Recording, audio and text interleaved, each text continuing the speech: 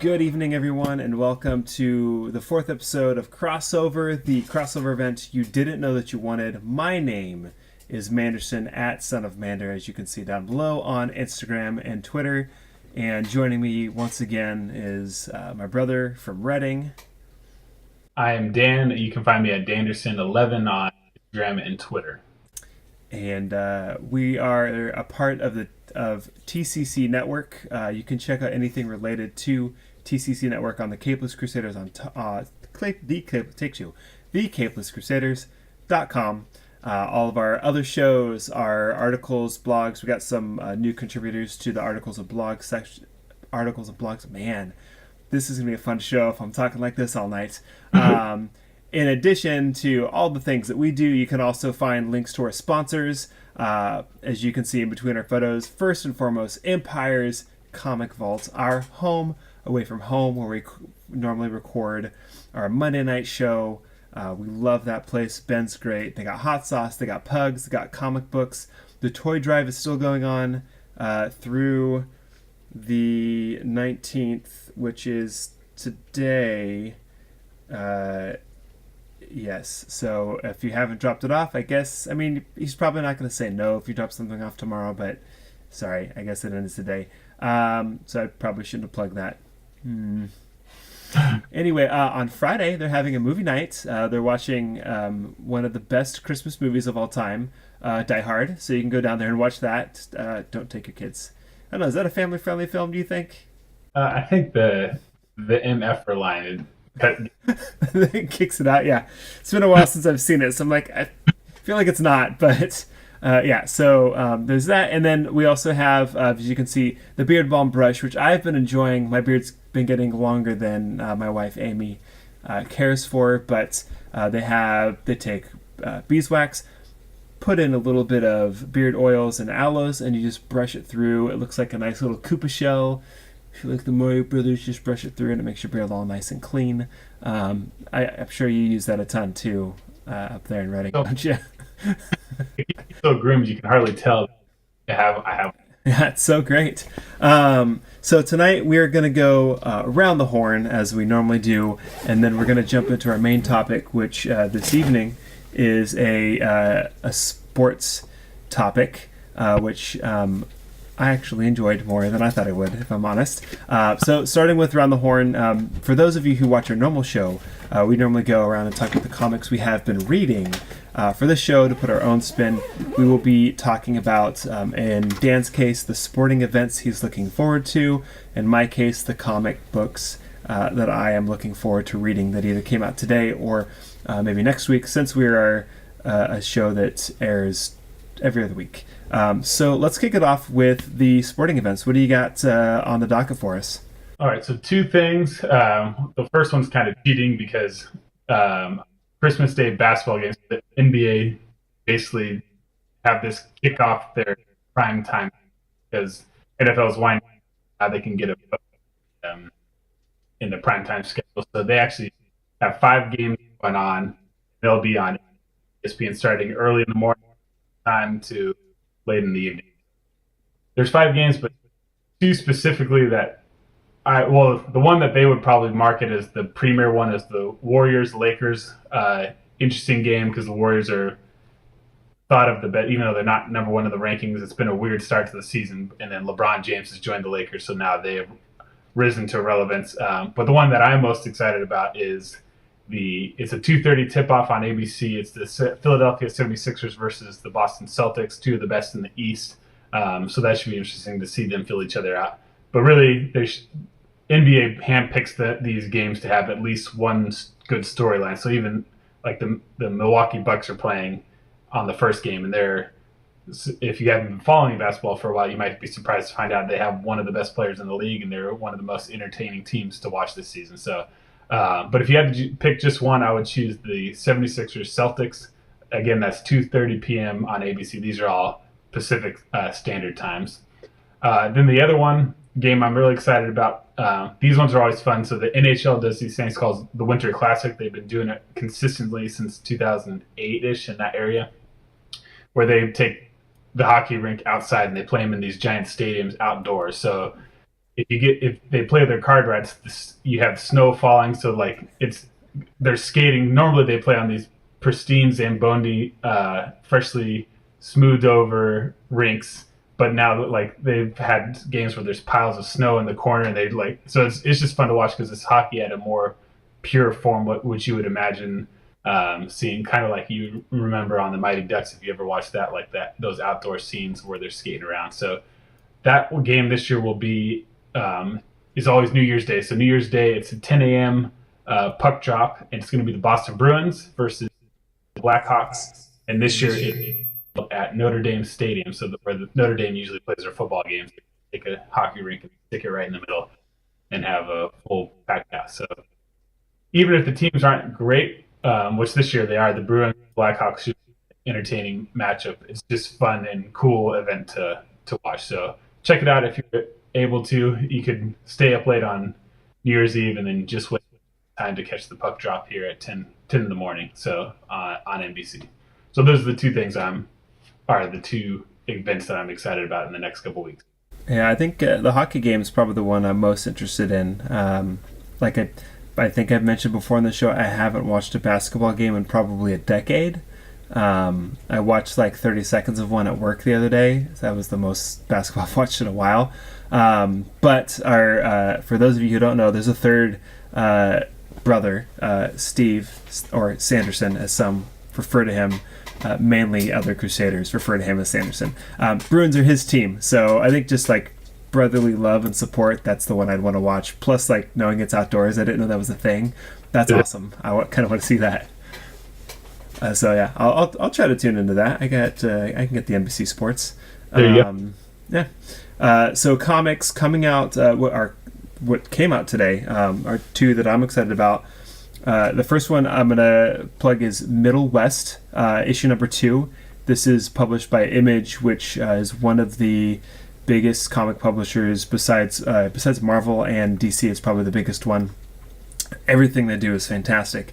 But this is a really interesting one. I picked it up because David Barry recommended it to me, and it's about this little boy, not a little boy, he's like a teenager. He has a paper route, but it starts and he's having a dream, and he grows up in the Midwest, more or less, and he's talking about how it seems like the Middle West is always trying to get you, and there's this storm that's like a tornado that's kind of like yelling at him and chasing him, and then he wakes up and he's woken up too late and his father is angry at him. Anyway, the story goes on, and you discover later that his father is actually the storm, and he has these sort of powers, and throughout the entire book there's these you can see these jars of like pink stuff connected to houses.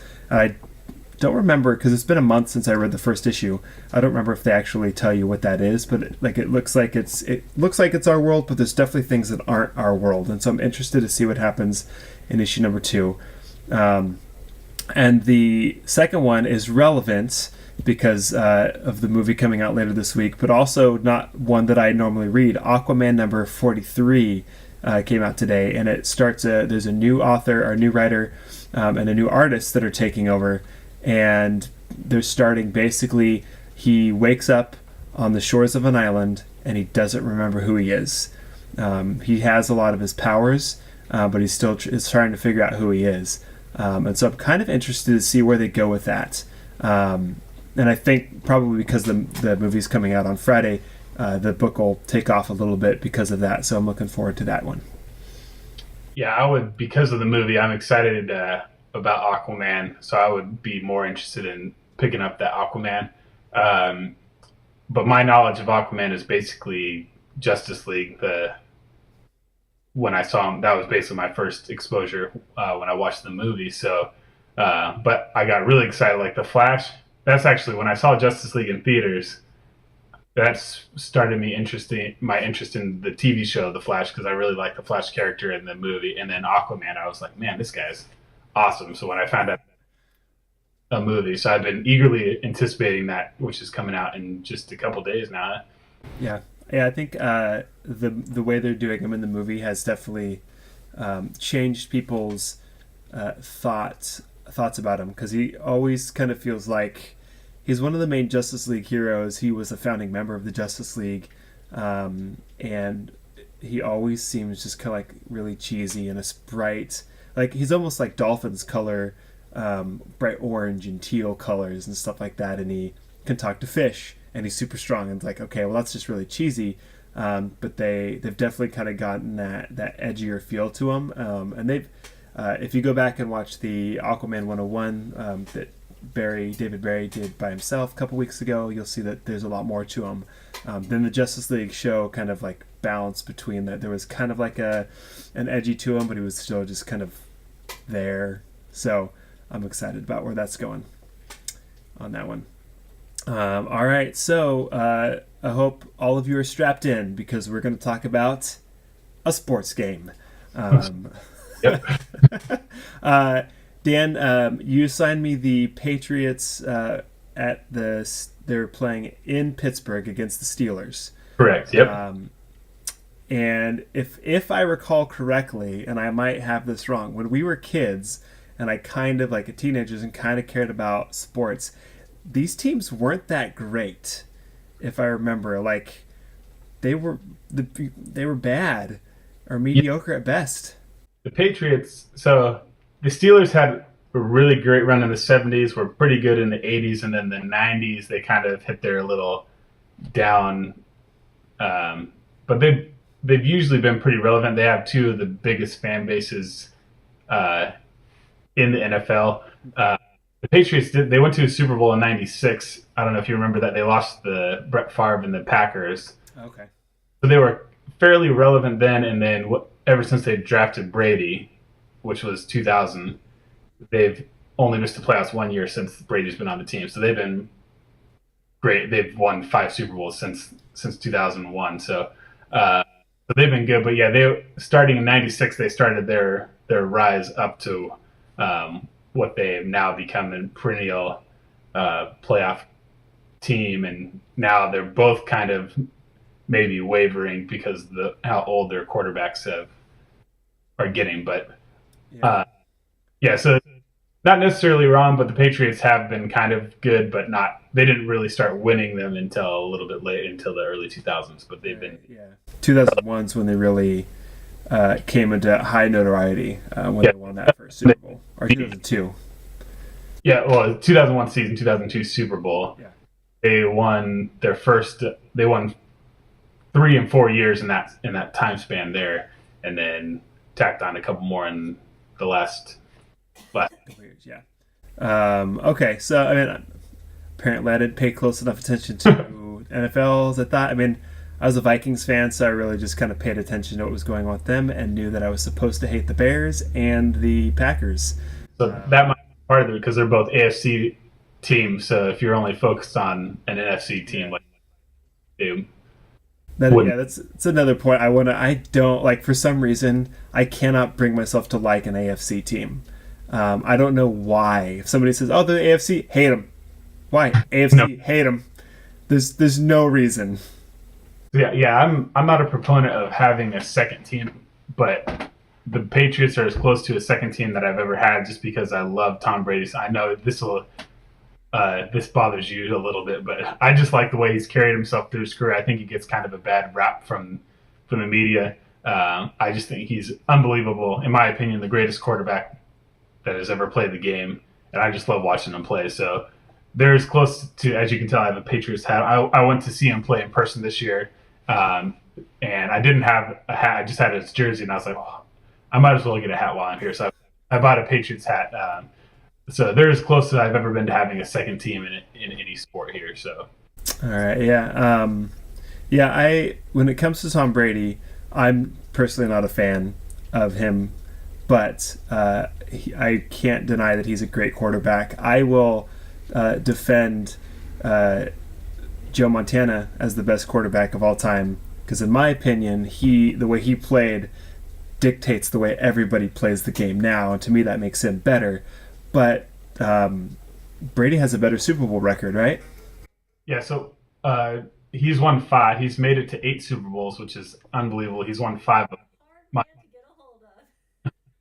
Joe Montana has won 4 of them. He went to 4, won 4. So people, 100% record's great, but I think if you 5, the only that winning four, in my opinion, winning four is if you only play four.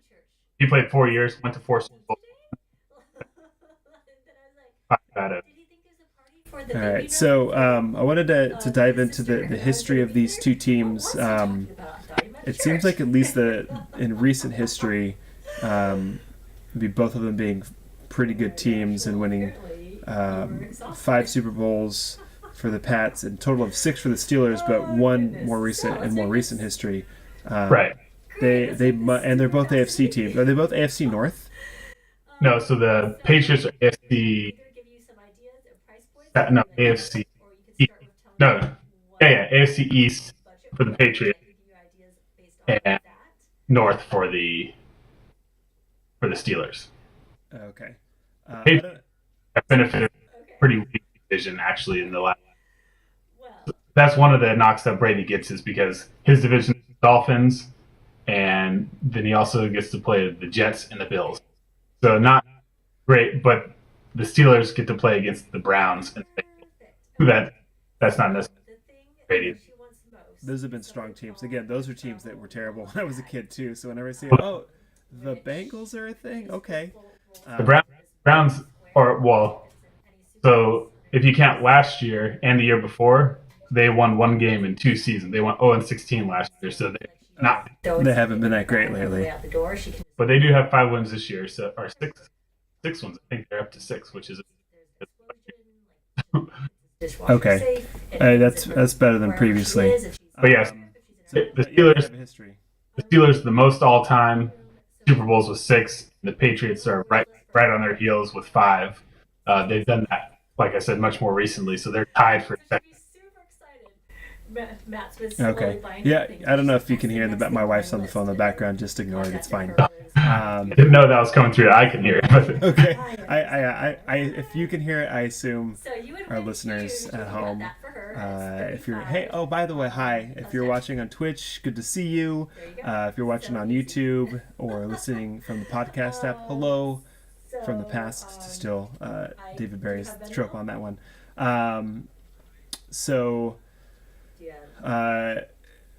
I'm a big defense guy, as you know, because you grew up with me, and some of the fans might know this. I actually played football in high school for a year, and I was a free safety, so defensive back, and I've always kind of been defensive minded. So the question what I want to talk about is which one of these teams in general has had the better defense this season?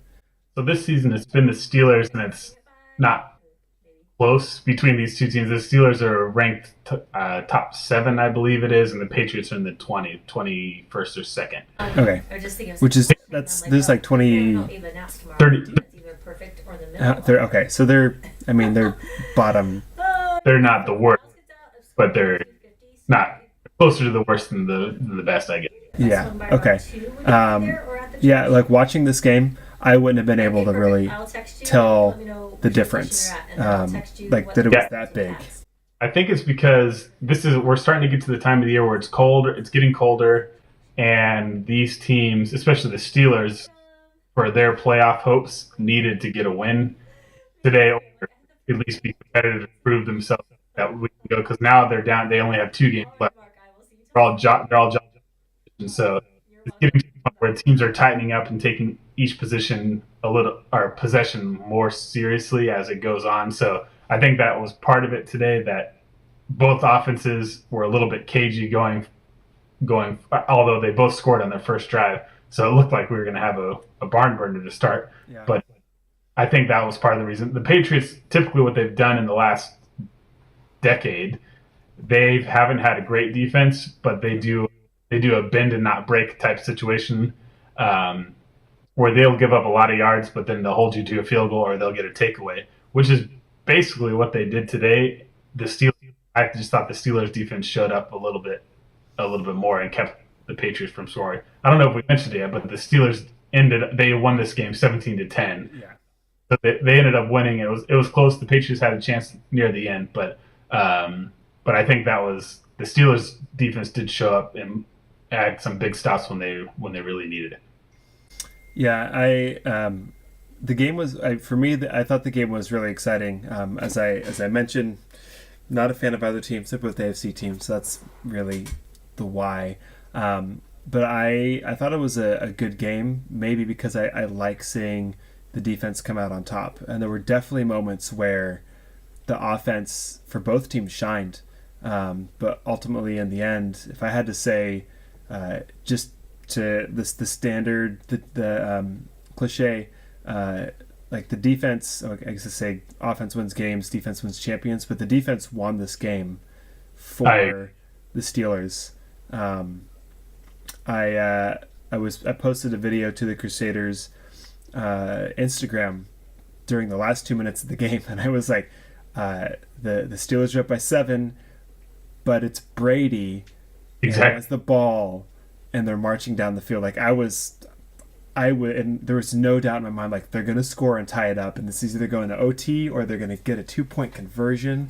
And I was surprised. And like at the end of the day, I didn't really care who won, but it was more just how amazing that, and in the clutch, how good that was for the Steelers, that made it an exciting play for me. For you, it probably wasn't that exciting. I mean, I have the same feeling when they gave the ball back. So the Steelers kicked a field goal to put them up by 7 and gave the Patriots the ball with just under 3 minutes to go, I believe it was. And they were marching down, and they got right within touching distance. And the pass rush really pressured Brady a couple times and forced some throws where he probably wished he had a second more. He could have probably got a more accurate throw. But yeah, I thought they did well. Disappointing if you're rooting for the Patriots, but like I said, I'm more of a Brady legacy guy. So if they lose but he plays well, that's okay with me. Like I'm not dying with every win and loss for them, but they're still ahead of the Steelers in the playoff picture right now. So it'll be interesting. These two teams could face each other again in the playoffs if certain things go certain ways in the next couple weeks here. Yeah, it'd be exciting to see that rematch. I might actually watch that game just because of this one. It seemed like, speaking of defense, it seemed like there were a fair number of sacks, of 3 at least. I mean, I don't know. Actually, maybe it's better to clarify. Is that a lot of sacks in one game? I feel like there were a lot. It's becoming a little bit more prevalent. So yeah, there's the New England got 2 and Pittsburgh had 1, okay. So 3 total. But because teams are throwing so much with a lot more frequency, that the quarterbacks get sacked a little bit more. But okay. There was definitely a lot of pressure. So I would have, if you would have told me that there was only 3, I would have said probably more than that, because it seemed like it. Both these quarterbacks are good at getting rid of the football, pressure, and Brady maybe should have taken. He threw an interception that maybe he probably should have took a sack on instead of forcing that one. And then Roethlisberger had one where he probably should have taken one and got called for intentional grounding when he threw it in that back corner to nobody, basically. So they're pretty good at avoiding him, these two quarterbacks. They've been playing at a high level for quite some time. So yeah. But yeah, I thought both teams started throwing the ball a lot at the beginning, and then you could tell, especially the Patriots, made a really concerted effort to running the football. I don't know if you got that same sense, but you could tell they were trying to set up some play action passes, which really helped them on that last drive where they were really going down and couldn't close the door. But yeah, I thought that both pass rushers did really well in that. When they start running the ball, it hurts the pass rush a lot because it just makes you so tired. Because when you're trying to run upfield as a defender and you're just trying to rush the quarterback, and then the running back's running past you, it's just really grueling to turn around and run after the guy.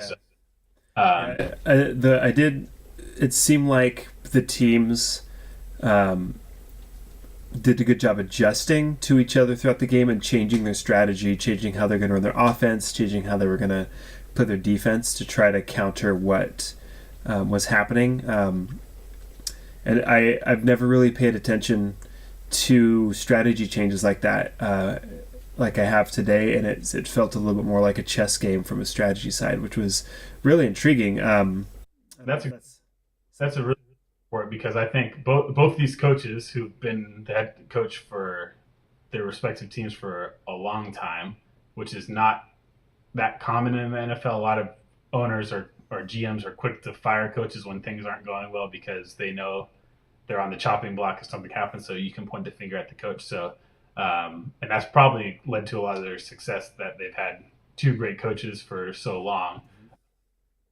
And so I think, yeah, the chess match and watching them adjust to each other was really impressive and fun to watch. A lot of fun to watch because you just don't know. Because the Patriots, I think they opened up with 6 or 7 straight passes, and then next thing you know, that they had 7 passes and 7 rushes on the day. So you're like, oh, now we're just handing off, and you just trying keeping everybody off balance. So Yeah, and I think there was a few times where like the Steelers played the ball to the right side of the field like 3 plays in a row, and then you see the Patriots move that way and leave a guy open on the side, and it felt like those 3 players were setting up this one play on the left side that happened that got him the next first down or got him within scoring range or something like that. And it was really impressive because that's not.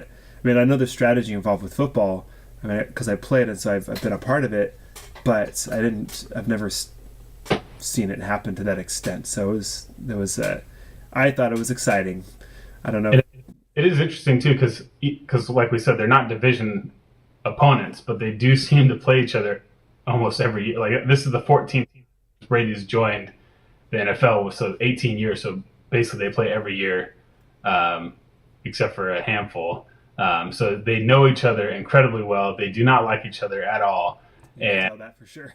so it's a lot of fun to watch them play. And the Patriots, for the most part, of those 14 matchups, they've won 11 of them now. So the Patriots usually have the upper hand. So the Steelers, this is a huge confidence boost, I think, going forward if they need, because they've had some pretty poor results. Like they tied the Browns this year earlier, so they've had some up and down. They lost to the Raiders last week, although the Patriots lost to the Dolphins last week as well. So both teams coming off brutal losses. So I thought they both played at a fairly high level today. That shows why they're in playoff spot. Contention. Yeah. I wanted to switch gears and talk about my least favorite position on the field, the quarterback. Okay. And it's not because I don't like these quarterbacks necessarily. I just, as somebody who's played football, like the quarterback gets treated different than everybody. They're treated like the younger brother. They get away with everything. They don't have to get hit. They can throw tissy fits, and everyone's like, "It's the quarterback. We just got to put up with them." That's why I don't like them. And I know these guys work hard. Quarterbacks work hard, so don't get me wrong. And the game needs them for sure. But these guys, like you've mentioned a number of times, they have a lot of experience in the NFL. And going back to those few sacks that happened, seemed like I think all 3 were in the first half, if I remember correctly. And then every other time after that, where the O-line let through anybody on the defense, they were gone and making a play. Yeah. And it was again, as a defensive guy, it was still really fun to see them think on their feet and adjust as an individual that way, because you don't always see that a lot of times. I mean, is that the way I want to get this is that something that you see a lot of quarterbacks do? Because I feel like it's not. You see a lot of quarterbacks who try to run or roll out of the pocket and make a lot more poor decisions than you saw today. Both of these guys, yeah, are good at moving. Are not. I guess they're not the best runners, but when they do move, they can throw an accurate pass or make a smart decision, like I'm just going to throw it out of bounds or rush for a yard or two and live to fight another down. A lot of the younger quarterbacks, or not a lot of them, but most of them, I guess, you'll see either stand there and take a hit because they're just focused on what route they want to throw it to, or they'll run and take a stupid hit from a linebacker because now he's running full speed ahead, or they force something downfield and throw an interception. So I thought both Brady, who doesn't rush a lot, actually they made a big deal at last week. He rushed for he's at 1,000 yards rushing this year or in his career. So he doesn't rush a lot. He's played 18 seasons and has rushed 1,000 yards. It took Steve Young about, I think they said 35 games for Steve Young to get to 1,000 yards. So Brady's done it in about 250 games. But so he doesn't rush a lot, but when he does, he's really methodical about what he does, and he can get the job done. And Roethlisberger is a bit bigger of a quarterback, so when he does, yes, he is a big quarterback. Take a hit a little bit better than other quarterbacks. Although I think it makes all of Steeler Nation a little nervous when he will take people on. But he's very good at just rolling around because they're not sprinting; they're just kind of like, oh, here's the pressure, and you can sense they have a good sense for the pocket, and when it's not going out, get out of here, dump it off to a running back or whatever the case might be. So I thought both these are two good quarterbacks to watch. Especially Brady's 41 now, Roethlisberger's nearly 40, so you could tell they had a lot of experience and they're still playing at a pretty high level at a pretty advanced stage. Yeah.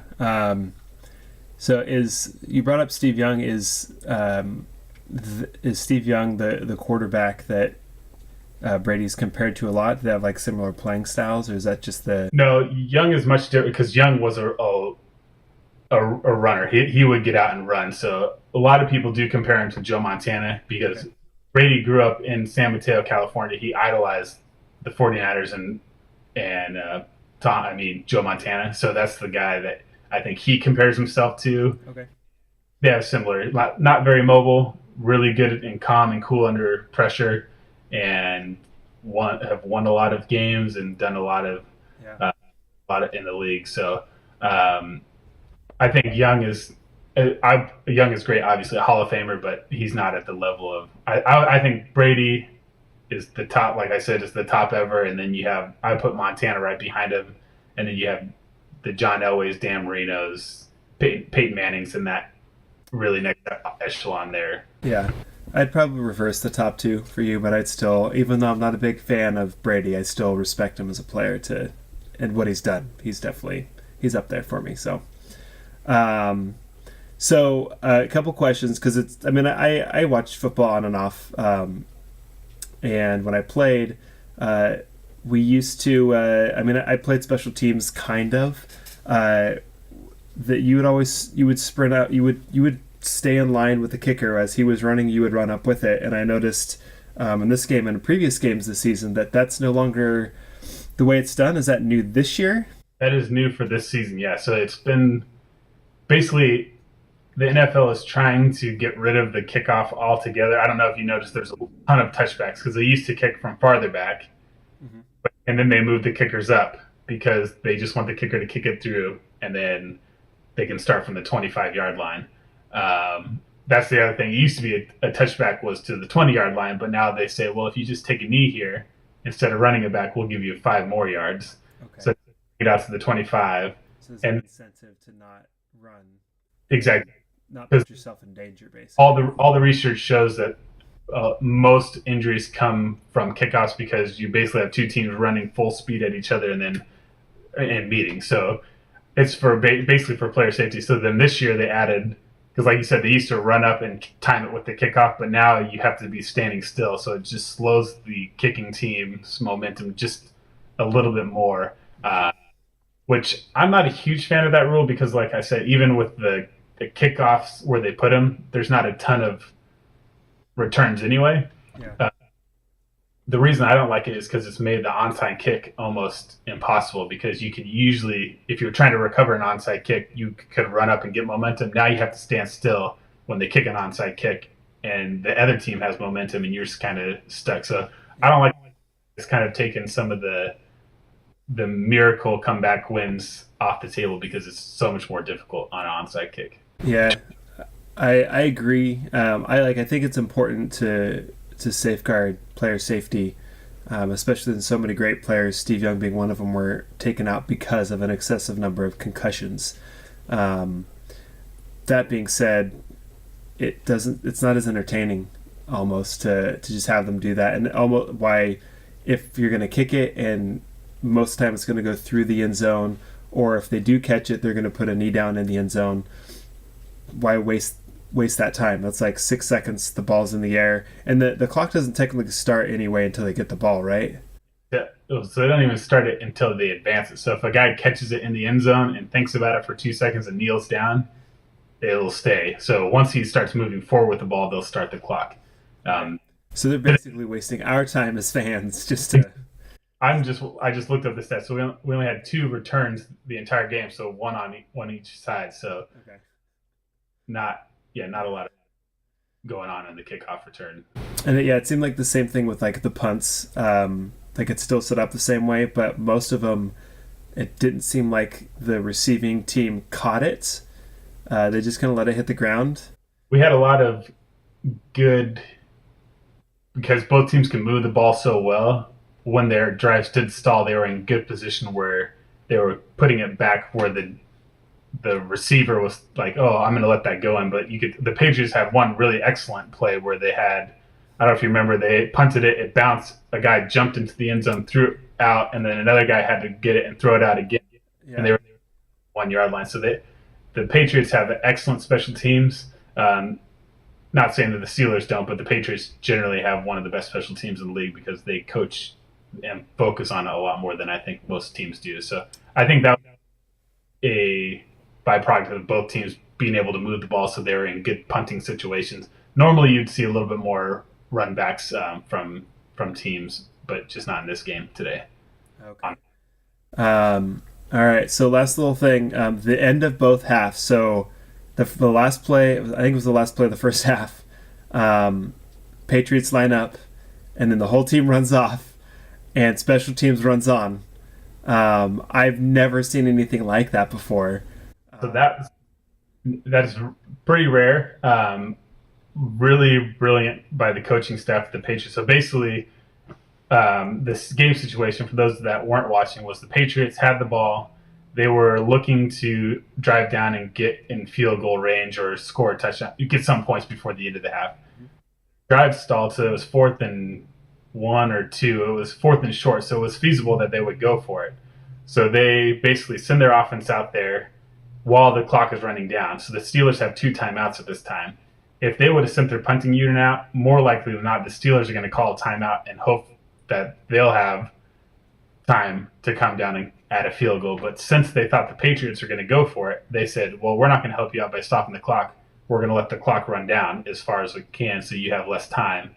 And basically it was the Patriots milking the clock, so when they punted it back, they didn't have any time, and they ended up just kneeling it down because they didn't have a lot of time. So really what it was just, we're going to play you to milk the clock so you can't score on us, but we're not going to score. We're not going to try to score on you.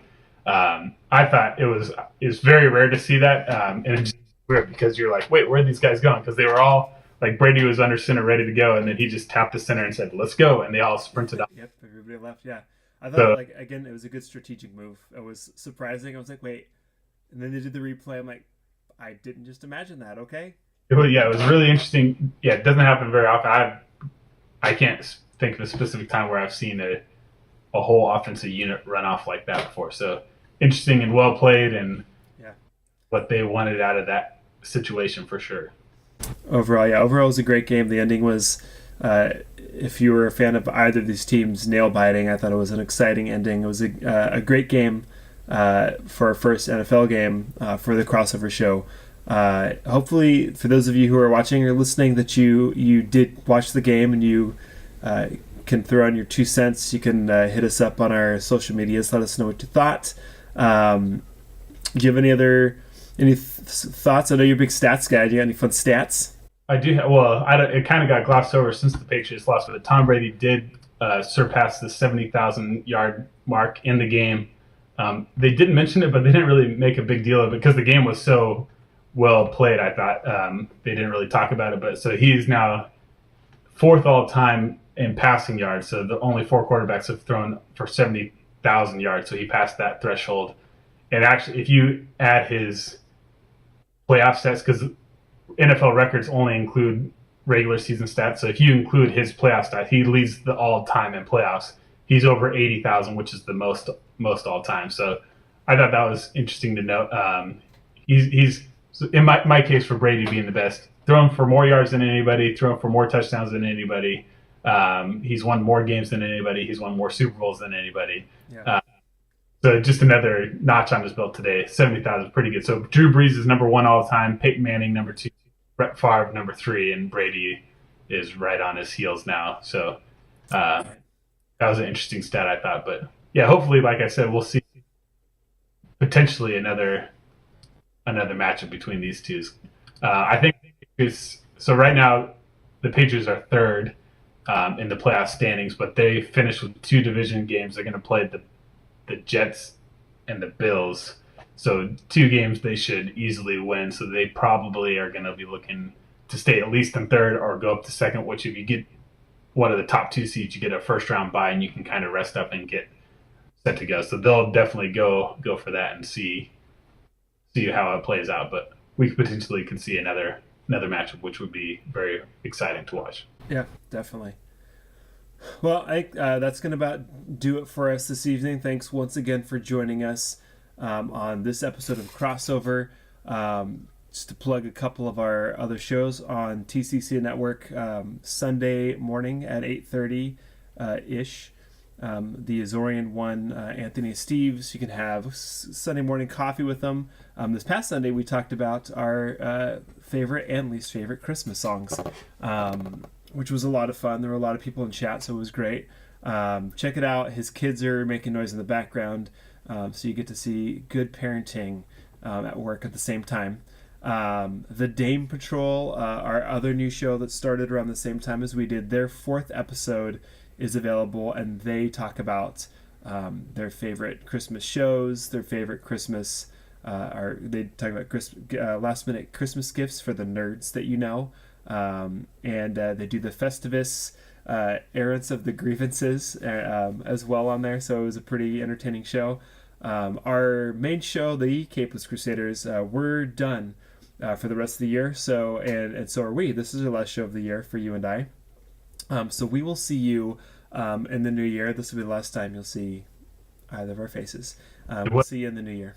What are we discussing in the new year? Yeah, that's a great question. So Dan and I talked about it off air, and we both have in general kept up with the CW DC shows. And so we're gonna go back and we're gonna talk about the crossover event. I thought it was appropriate, being we're crossover. Right. So we're going to talk about that. So it'll be, by the time it airs, it'll be about 3 weeks after it actually actually played on the network. So for those of you who haven't seen it, go watch it. It was pretty good. I thought last year's was better. I'm talking about it already. I shouldn't, but it was hilarious and it was very good. I have not watched it yet, so okay. I don't want to spoil anything. Go watch it. I'll probably watch it one more time before we do that show. 3 episodes this year, right? Yeah, only 3 episodes this year, so it's a little bit easier to watch. And then thank you once again to our sponsors, Empire's Comics Vaults, down in Sacramento, Fulton Avenue, 1120 Fulton Avenue, Suite K. Go in and say hey to Ben. Tell him that Manderson sent you in, and get his recommendations. Pet the pugs, buy some hot sauce. And Beard Balm Brush, if you go to beardbalmbrush.com, at checkout, put in the code CAPELESS. You will get 15% off your order. And they have now like little sample things. If you want to get a little tiny sample thing to let your friends check it out, you can do that as well. Thank you again for joining us. If you want to find anything TCC Network related, go once again to thecapelesscrusaders.com to check anything out. My name is Manderson, at Son of Mander, on Instagram and Twitter, and that is it. Your name once again, my brother. I'm Dan. I'm Danderson11 on Instagram and Twitter, and that is it for me as well. We're not on the Snapchat or the Facebook or Vero. I am on Facebook, but I don't check that often, so don't find me there. Yeah. I am not, so it's not worth your time. Anyway, Merry Christmas, Happy Hanukkah, which is over, Happy Kwanzaa, Happy Festivus, good night, and we'll see you in the new year.